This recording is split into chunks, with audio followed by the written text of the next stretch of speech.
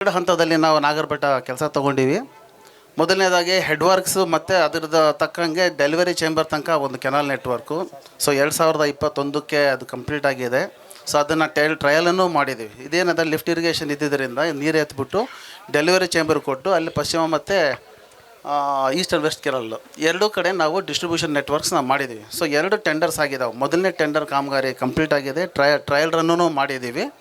ಈಗ distribution network ಆಗಲೇ tender ಆಗಿದೆ, 22ರಲ್ಲಿ ಆಗಿದೆ. ಅದರಲ್ಲಿ ಆಲ್ಮೋಸ್ಟ್ 92% ಆಫ್ ವರ್ಕ್ ಕಂಪ್ಲೀಟ್ ಆಗಿದೆ. ಕೆಲಸ 90 ಭಾಗದಷ್ಟು ಇದು ಕೆಲಸಗಳು ಕಂಪ್ಲೀಟ್ ಆಗಿದೆ.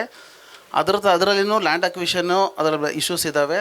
ಲ್ಯಾಂಡ್ ಅಕ್ವಿಷನ್ನದು ಅದು ನಮ್ಮ ಸ್ಪೆಷಲ್ ಡಿ ಸಿ ಅವ್ರು ಹೇಳಿರತಕ್ಕಂತೆ 178 ಎಕರೆಗಳು ಆಗಲೇ ಪೇಮೆಂಟ್ ಸ್ಟೇಜಲ್ಲಿದ್ದಾವೆ. ಕೆಲವು ಆಗಲೇ ಫಸ್ಟಿಗೆ ಜನರಲ್ ಅವಾರ್ಡ್ ಆಗಿರ್ತಕ್ಕಂಥದ್ದನ್ನು ಆಗಲೇ ಪೇಮೆಂಟ್ ಆಗಿದೆ. ಈಗ ಹೋದ ವರ್ಷ ಡಿಸೆಂಬರಿಂದ ನಾವು ಮತ್ತು ಸರ್ಕಾರ ಒಂದು ನಿರ್ಧಾರ ತೊಗೊಂಡ್ಬಿಟ್ಟು ಕನ್ಸೆಂಟ್ ಅವಾರ್ಡ್ಗೆ ರಿಕ್ವೆಸ್ಟ್ ಮಾಡಿದ್ದಾರೆ.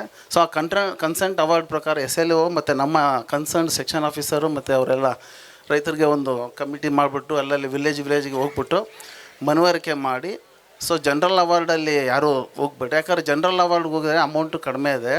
ಸೊ ಕನ್ಸೆಂಟ್ ಅವಾರ್ಡ್ ಡಿಸ್ಟ್ರಿಬ್ಯೂಷನ್ ನೆಟ್ವರ್ಕಲ್ಲಿ ತೊಗೊಂಡ್ರೆ 25 ಲಕ್ಷ 30 ಲಕ್ಷ ಸಿಗುತ್ತೆ. ಆ ಥರ ಮನವೊಲಿಸ್ತಿದ್ದಾರೆ. ಈ ವೇದಿಕೆಯಲ್ಲಿ ನಮ್ಮೆಲ್ಲರೂ ತಮ್ಗೆ ರಿಕ್ವೆಸ್ಟ್ ಮಾಡ್ತೀನಿ, ಮುಖಂಡರಲ್ಲಿ ಹಾಗೂ ರೈತರಲ್ಲಿ ಎಲ್ಲರೂ ಕನ್ಸೆಂಟ್ ಅವಾರ್ಡ್ಗೆ ನೀವು ಒಪ್ಪಿಗೆ ಕೊಟ್ಬಿಟ್ರೆ ಇಮ್ಮಿಡಿಯೇಟಾಗಿ ಪ್ರಾಸೆಸ್ ಮಾಡ್ತಾರೆ. ಆಮೇಲೆ ಸರ್ಕಾರದಲ್ಲಾಗಲೇ 200 ಕೋಟಿ ಅಮೌಂಟು SLOಗೆ ಜಮಾ ಮಾಡಿದ್ದಾರೆ, PCO ಜಮಾ ಮಾಡಿದ್ದಾರೆ. ಈಗ ನಮ್ಗೆ ಬರ್ತಕ್ಕಂಥದ್ದು ಅರೌಂಡ್ ಹೆಚ್ಚು ಕಡಿಮೆ 38 ಲಕ್ಷ ಏನೋ 38 ಕೋಟಿ ಏನೋ ನಮಗೆ ಈಗ ಅಮೌಂಟು ರೆಡಿ ಇದೆ. MD ಅವ್ರ ಇನ್ಸ್ಟ್ರಕ್ಷನ್ಸ್ ಪ್ರಕಾರ ಪೇಮೆಂಟ್ಗೆ ರೆಡಿ ಇದೆ. ಈಗ ಕನ್ಸೆಂಟ್ ಅವಾರ್ಡ್ ಕೊಟ್ಟಿದ್ರೆ ಆ ಕನ್ಸೆಂಟ್ ಅವಾರ್ಡ್ ಆಗಿದ್ಮೇಲೆ SLO ಅವ್ರ ಪ್ರೊಸೀಜರ್ ಹೇಳ್ತಾಯಿದ್ರು ಬೆಳಗ್ಗೆ. ಅದಾಗಿದ ಮೇಲೆ ಒಂದು ಗೆಜೆಟ್ ನೋಟಿಫಿಕೇಷನ್ ಆಗುತ್ತೆ. ಸೊ ಗೆಜೆಟ್ ನೋಟಿಫಿಕೇಷನ್ಗೆ ಸುಮಾರು 1.5 ತಿಂಗಳು ಟೈಮ್ ಬೇಕಾಗುತ್ತೆ. ಆ ಗೆಜೆಟ್ ನೋಟಿಫಿಕೇಷನ್ ಯಾರು ಚಾಲೆಂಜ್ ಮಾಡೋಗಿದ್ರೆ ಅದ್ರ ಮೇಲೆ ಗೆಜೆಟ್ ನೋಟಿಫಿಕೇಷನ್ ಆಗಿದ ತಕ್ಷಣ ಅವ್ರು ಪ್ರಾಸೆಸ್ ಶುರು ಮಾಡಿದರೆ ಇನ್ನೂ 1 ತಿಂಗಳು. ಸೊ ಮೋಸ್ಟ್ಲಿ ಅವ್ರು ಹೇಳೋ ಪ್ರಕಾರ 2 ತಿಂಗಳು 2.5 ತಿಂಗಳು ಪ್ರಾಸೆಸ್ ಆಗುತ್ತೆ ಅಂತ ಹೇಳಿದ್ದಾರೆ. ಸೊ ಅದು ಪೇಮೆಂಟ್ ಕೊಟ್ಟಿದ್ದ ತಕ್ಷಣ ಬೇಕಾದ್ರೆ ನಾವು ಕೆಲಸ ಶುರು ಮಾಡಿದರೆ ನಮ್ಮ ಟೆಕ್ನಿಕಲಲ್ಲಿ ನಾವು ನೋಡಿರೋ ಪ್ರಕಾರ ಬರೀ 3.5 ಕಿಲೋಮೀಟ್ರ್ ಅಷ್ಟು ಮಾತ್ರ ಉಳ್ಕೊಂಡಿದೆ ಕೆನಾಲ್. ಒಂದು 18 ಸ್ಟ್ರಕ್ಚರ್ಸ್ ಇದೆ. ಆ 3.5 ಕಿಲೋಮೀಟ್ರ್ ಪ್ಲಸ್ 18 ಸ್ಟ್ರಕ್ಚರ್ ಮಾಡಲಿಕ್ಕೆ ನನಗೆ 3 ರಿಂದ 4 ತಿಂಗಳು ಬೇಕಾಗುತ್ತೆ. ಸೊ ಅದಕ್ಕೆ ಈಗಿಂದನೇ ಪ್ಯಾರಲಲ್ ಆಗಿ ತಾವೆಲ್ಲ ರೈತರು ಒಗ್ಗೂಟಿಬಿಟ್ಟು ಇದೇ ವೇದಿಕೆ ಮೇಲೆ ತಮಗೆಲ್ಲರೂ ರಿಕ್ವೆಸ್ಟ್ ಮಾಡ್ತೀನಿ ನಾನು. ನೀವು ನಂಗೆ ಈಗಲೇ ಈಗ ಕನ್ಸೆಂಟ್ ನಮ್ಗೆ ಕೊಡಿಸ್ಬಿಟ್ರೆ ಶಾಂತಣ್ಣ ಈಗ ಇಷ್ಟು ನಮ್ಗೆ ಕೊಟ್ಟರೆ ನಾವು ಪ್ಯಾರಲಲ್ಲಾಗಿ ಕೆಲಸ ಮಾಡೋಕ್ಕೂ ಅನುಕೂಲ ಆಗುತ್ತೆ. ಇಲ್ಲ ಪೇಮೆಂಟ್ ತೊಗೊಂಡ ಮೇಲೇ ನೀವು ಕೆಲಸ ಮಾಡಿರಿ ಅಂತ ಹೇಳಿದರೆ ಮತ್ತು ಅಲ್ಲಿಂದ ಒಂದು 3 ತಿಂಗಳು ಎಕ್ಸ್ಟೆಂಡ್ ಆಗುತ್ತೆ.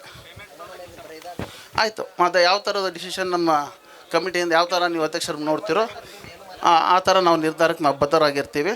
SLO ಅವರು ಟೈಮ್ ಎಷ್ಟು ತೊಗೋತಾರೋ ಅದು ಆಗಿದ ತಕ್ಷಣ ತೊಗೊಂಡ್ರೆ ಅಲ್ಲಿಂದ ನನಗೆ 3 ತಿಂಗಳಲ್ಲಿ ನಾನು 100% ನಾವು ಕೆಲಸ ಮಾಡೋ ಆ ಆಶ್ವಾಸನೆ ನಾನು ಎಲ್ಲರ ಪರವಾಗಿ ನಾನು ಕೊಡ್ತೀನಿ ಸರ್.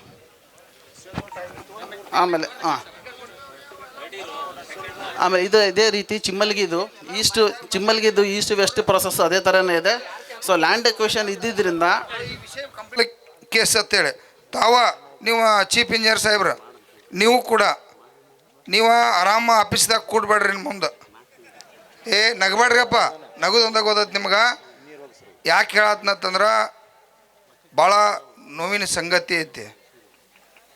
4 5 10 ಸಾವಿರ ಜನ ಇಲ್ಲಿ ಬೀದಿ ಒಳಗೆ ಕುಣ್ತಾರತ್ತಂದ್ರೆ ಕಾರಣ ಏನು ಅನ್ನೋದ ನೀವು ಡಿಪಾರ್ಟ್ಮೆಂಟ್ದವ್ರು ಸರಿಯಾಗಿ ಕೆಲಸ ಮಾಡಿ ರೈತರಿಂತ 4 ಮಂದಿನ ಹಿಡ್ಕೊಂಡು ಏನಾರು ಪರಿಹಾರ ಮಾಡಿರಿ ಎಂದೋ ನೀರಾವರಿ ಆಗ್ತಿತ್ತು.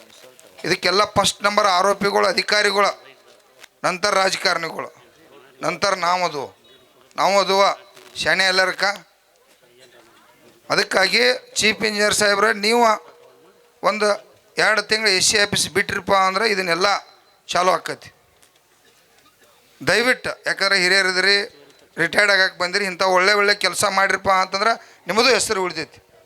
ಯಾಕಂದ್ರೆ ದೊಡ್ಡ ಅಧಿಕಾರಿಗಳು ಹೋದ್ರಪ್ಪ ಅಂದ್ರೆ ಈ ಸಣ್ಣ ಅಧಿಕಾರಿಗಳೆಲ್ಲ ಏನು ಹೇಳ್ತಿಲ್ಲ ಕೇಳ್ತಾರೋ ಕೆಲಸ ಮಾಡ್ತಾರೆ. DFP ಹೌದಿಲ್ಲ ಸರ್? ಅದಕ್ಕಾಗಿ ದಯವಿಟ್ಟು ನಾವು ನೋಡ್ರಿ, ನಮಗೆ ಹಕ್ಕೈತೆ. ಯಾಕಂದ್ರೆ ನೀವು ದೊಡ್ಡ ಅಧಿಕಾರಿ ಇದ್ದೀರಿ ಅಂದ್ಮೇಲೆ ಇವು ದೊಡ್ಡ ಅಧಿಕಾರಿ ಒಳಗೆ ಇವು 10 ವರ್ಷ ಹೋಗಬಾರ್ದು. ನೀವು ಹೋಗ್ರಿ ನೋಡಕ್ರೆ ನಾಳೆ ಸ್ಪಾಟ್ಗೆ ಹೋಗ್ರಿ. ಇವರೆಲ್ಲ ಸರ್ ಇವರು ADC ಸಾಹೇಬ್ರು ಬರಲಿ, ಹೊಸದಾಗಿ ಬಂದ್ರೆ ಅವರು ಹೋಗಿ ಮಾಡಲಿ, ಎಲ್ಲ ಆಕೈತೆ. ಎಲ್ಲ ಕೆಲಸ ಬಿಡ್ರಲ್ಲ ಬೇರೆದ. ಇದು ಅನ್ಯಾಯ ಆಗೈತೆ. 10 ವರ್ಷ ಅನ್ಯಾಯ ಆಗೈತೆ ಅಂತೇಳಿ ನಾವು 10,000 ಮಂದಿ ಇವತ್ತು ಸೇರಿದ್ವು. ಇದು ಬದಲಾವಣೆ ಮಾಡಿರಿ. 2 ತಿಂಗಳು ಏನು ದೊಡ್ಡದಲ್ರಿ. ಈಗ ಯಾರು ಜನರಲ್ ಅವಾರ್ಡ್ ಒಪ್ಕೋತಾರೋ ಅವ್ರು ಕೋರ್ಟ್ ಹೋಗಿರ್ತಾರೋ ಅವ್ರ ಭೂಮಿ ಕೊಡ್ರಪ್ಪ. ಕೋರ್ಟಿಗೆ ಹೋಗ್ರಿ ಭೂಮಿ ಕೊಡ್ರಿ, ಅದು ಕೋರ್ಟ್ನಾಗ ಏನು ಪರಿಹಾರ ಬರ್ತೈತೆ ತಕ್ಷಣ ಯಾರು ಅವಾರ್ಡ್ ಒಪ್ಪಿಗೋತೀರಿ ಹಣ ಇಸ್ಕೋರಿ, ಅದನ್ನು ಒಪ್ಪಿಕೊಂಡ ಜಾಗ ಕೊಡ್ತಕ್ಕಂಥದ್ದು ಮಾಡ್ರಿ. ನೀವು ಕೂಡ ರೈತರು ಸಹಕಾರ ಮಾಡ್ತಿರಲ್ಪ. ಅಲ್ಲಿ ಎಲ್ಲಿ ರೈತರು ಮಾರ್ರ ಯಾರು ರೈತರು ತೊಂದರೆ ಮಾಡ್ರಿ ಅವ್ರದ್ದು ಕಾಲು ಬಿದ್ದಾಗುವತ್ತ ಶಾಂತಗೌಡರು ಒಪ್ಪಿಸಿ ಕೆಲಸ ಮಾಡ್ತಕ್ಕಂಥದ್ದು ಮಾಡ್ರಿ. ಆಯ್ತು ರೀ, ಇಷ್ಟು ಮಾಡ್ತು ನಾವು ಅದಕ್ಕೆ ಗಟ್ಟಿ ಅದು, ಯಾಕಂದ್ರೆ ನೀರು ನಮಗೆ ಬೇಕಾಗೈತೆ.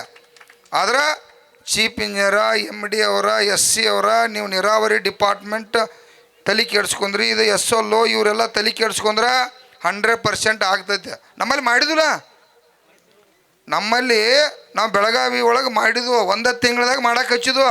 ಮೊನ್ನೆ ನಮ್ಮ ಅಶೋಕ್ ಪಟ್ಟಣ್ ಸಾಹೇಬ್ ಬಂದು ಏನು ಹೇಳಿದೆ ಅಂದ್ರೆ ಸರ, ನಾನಾ ಬಡಿಗೆ ತೊಗೊಂಡು ಆಫೀಸರ್ನ ಬಡ್ದಾಗೋತಕ್ಕೆ ಮಾಡಿಸ್ತೀನಿ ರೀ ಅಧ್ಯಕ್ಷರೇ, ತಪ್ಪಾಗೈತಿ ನಮ್ದು ಗುರುಗಳ, ಒಟ್ಟು 1 ತಿಂಗಳ ಅವಕಾಶ ಕೊಡ್ರಿ, ಮಾಡಿಕೊಡ್ತೀನಿ, ಎಲ್ಲ ಫೈಲ್ ನಾನು ಮುಂದೆ ತೊಗೊಂಡು ಹೋಗ್ತೀನಿ ಅಂತ ಹೇಳಿದೆ. ಹಂಗೆ ಚೀಫ್ ಇಂಜಿನಿಯರ ಇವ್ರು ADC ಸಾಹೇಬ್ರ ಮನಸ್ಸು ಮಾಡ್ರಿ, ಇದು ನಾಳೆ ಚಾಲು ಆಕೈತ್ರಿ ಕೆಲಸ. ಅಂದ್ರೆ ನಾಳೆ ಇವ್ರು ರೆಡಿ ಮಾಡ್ತಾರೋ, 1 ತಿಂಗ್ಳದಾಗ ರೆಡಿ ಮಾಡಿರಿ, 1 ತಿಂಗ್ಳದಾಗ ಅವ್ರು ವರ್ಕ್ ಮುಗಿಸ್ಲಿ, ಭಾಳ ಡಿಲೇ ಬೇಡ್ರಿ DSP ಸರ. ಹಾಂ, ಈಗ ನೀವು 2 ತಿಂಗಳೇನು ಭಾಳ ಅಲ್ಲ, 2 ತಿಂಗಳದಾಗ ನೀವು ಮಾಡ್ಲಿಕ್ಕೆ ಸಾಧ್ಯ ಐತಿ. ನಾವು ಕೂಡ ರೈತರ ಸಹಕಾರ ಮಾಡ್ತಕ್ಕಂಥ ಕೆಲಸ ಮಾಡಿರಿ. ಮತ್ತು ನೀರಾವರಿ ಡಿಪಾರ್ಟ್ಮೆಂಟ್ದಾಗ ಸಣ್ಣ ಪುಟ್ಟು ನಾ ಹಿಂಗೆ ಬರೀ ಹಿಂಗೆ ತೆಳಗಿಳಿದು ಹಿಂಗೆ ಆಸೆ ಬರ್ಕೊಡ್ದ 50 ಸಮಸ್ಯೆ ಹೇಳ್ರಿ. ಕಿನಾಲ ಒಡೆದೈತಿ, ನೀರಿಲ್ಲ, ಅಲ್ಲ ಹರಿದು 11 ಆಗೈತಿ, ಬಾಳೆ ಹಂಗೈತಿ ಕಿನಾಲ, ಇದನ್ನೆಲ್ಲ ಕಟ್ಟುಮಟ್ಟ ಒಂದಾದ್ರೆ ಉಳಿಸ್ಕೊಂಡು ಹೋಗ್ತಕ್ಕಂಥ ಚಟುವಟಿಕೆ ಕೂಡ ಬೇಕಿರಲ್ಲ ಗುರುಗಳು. ಡ್ಯಾಮ್ ಕಟ್ಟಿರಿಪ್ಪ, ಈ ಡ್ಯಾಮ್ನ ಸರಿಯಾಗಿ ಉಳಿಸ್ಕೊಂಡು ಹೋಗ್ತಕ್ಕಂಥದ್ದು ಬೇಕು. ಅದ್ರ ತೆಳಗೆ ನೀರು ಹೋಗಿ ಮುಟ್ತಕ್ಕಂಥ ನಿರಂತರ ಚಟುವಟಿಕೆ ಬೇಕಾ? ಯಾಕಪ್ಪ ಈ ರಾಜ್ಯದ ಸರ್ಕಾರಗಳು ಈ 224 ಮಂದಿ ನಿಮ್ಮ ದಗದೇನಿದ್ರು ಅಲ್ಲರೂ 75-80% ನಮ್ಮ ರೈತ ದೇವರುಗಳು ಓಟ್ ಹಾಕಿ ನಿಮಗೆ ಚುನಾವಣೆ ಒಳಗೆ ಅಧಿಕಾರ ಕೊಟ್ಟಿರ್ತಕ್ಕಂಥ ಮಕ್ಕಳು ಬೀದಿ ಒಳಗೆ ಬಂದು ಕೂತು ನಿಮಗೇನು ಬ್ಯಾನಿಗೈತಿ? ಏನು ಕಿನಾಲ್ ರಿಪೇರಿ ಮಾಡ್ರು, ಗಟರ್ ರಿಪೇರಿ ಮಾಡ್ರು, ರೊಕ್ಕ ಹಾಕಿರು, ಇದನ್ನೆಲ್ಲ ನೀವು ಮಾಡಿರಪ್ಪ ಅಂದ್ರೆ ಇವತ್ತು ನಾವು ಬೀದಿ ಒಳಗೆ ಕೊಂಡುವಂಥ ಪರಿಸ್ಥಿತಿ ಬರ್ತಿರ್ಕಿಲ್ಲ. ಈಗಾದರೂ ಈ ರಾಜ್ಯ ಸರ್ಕಾರ, ರಾಜ್ಯದ ಮುಖ್ಯಮಂತ್ರಿ ಎಚ್ಚೊತ್ತ ಸ್ಪೆಷಲಾಗಿ ವರ್ಷಕ್ಕೆ 1 ಲಕ್ಷ ಕೋಟಿ ರೂಪಾಯಿ ನೀರಾವರಿಗೆ ರೊಕ್ಕ ತೆಗೆದಿಡ್ರಿ.